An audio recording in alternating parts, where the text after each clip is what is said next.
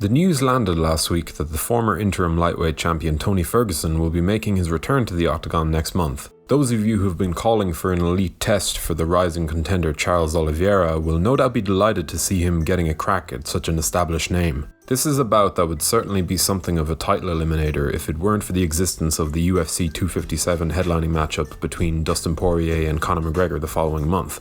So what exactly does this fight mean for the stacked 155-pound title picture, and what's at stake for these two elite competitors? Well, let's take some time to have a dig into this scintillating piece of matchmaking from the UFC brass. I didn't really know how the promotion would manage the pivotal next step in the career of Tony Ferguson. I mean, this man has already given us so much, achieved feats that have seen him adopt something of a mythical quality, allowing him to live up to his moniker of the boogeyman, El Cucuy. I honestly thought it would be Michael Chandler who would serve as the test of what Tony has left in the tank. And when I say that, do not misread my intentions. I would not be surprised in the slightest if Ferguson showed up in top form and reminded us all exactly why he is one of the finest lightweights to ever do it. But I am still worried to some extent about the toll that has been taken on Tony over these years, not just from that Gaethje matchup. Ferguson's style is one that is built around a number of different factors: his creativity, his dynamism, his pressure, his fight IQ, his inhuman cardio, and of course, his ability to recover. Now, all of these facets within his game stem from his endurance and dedication to maintaining a high work rate during his preparation, and there's a confidence that he exudes as a result of his preparation. He knows for certain that most will falter when they attempt to swim in his waters.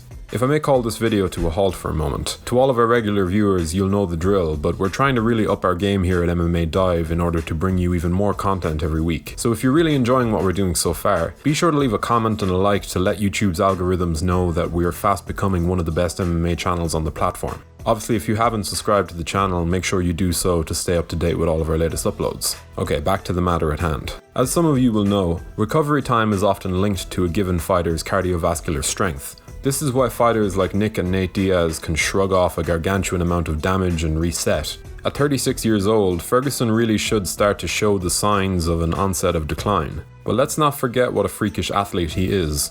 Out of those various attributes I just mentioned, the skills that make Tony Ferguson who he is, for me the question boils down to which ones have been affected since the last time we saw him in action.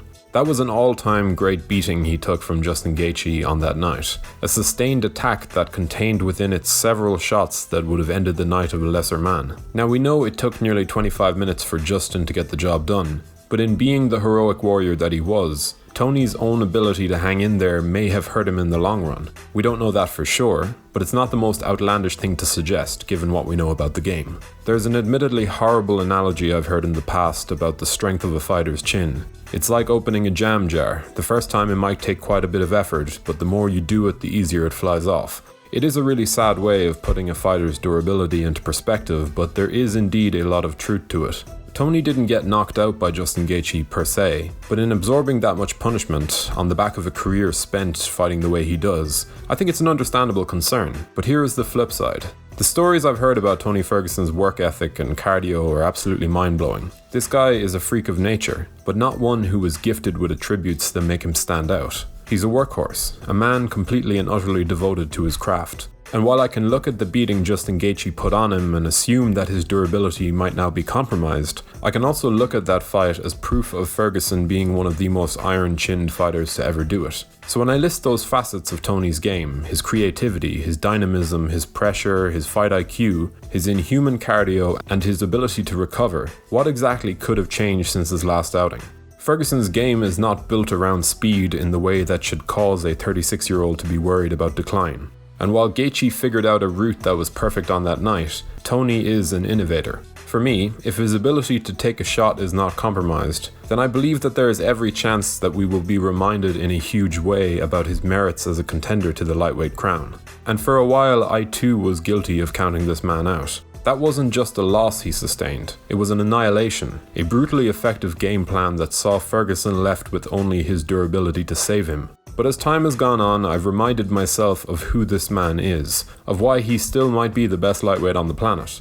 Now don't misread my focus on El Cucuy as me disrespecting Charles Oliveira. He'll get a video of his own, don't you worry. But for now, the question of how Tony will look is the thing that is driving my interest. He has a very worthy competitor in front of him, one who has been absolutely dying to get himself into the position he now finds himself in. That's a level of hunger that Tony will need to match or exceed in order to be successful. I just find it very difficult to rule out a fighter with as many X factors as this man has. In Justin Gaethje, he did indeed meet his maker, but let's not undersell an innovator's ability to innovate here, to take a long hard look at himself and his shortcomings. I feel like a man this obsessed with his craft should not be underestimated when faced with an obstacle like this. Knowing Tony Ferguson, I think there's a good chance he'll blast right through it, or shoot for an Imanari roll or something strange like that. How do you see Tony Ferguson's return playing out? Will Father Time finally stamp his authority on the rise of El Cucuy? Or will Charles Oliviera simply prove himself to be an elite talent? Do let us know what you think in the comments below. If you enjoyed this content, be sure to leave a like on this video before subscribing to the channel to stay up to date with all of our latest uploads. And as always, thank you for watching.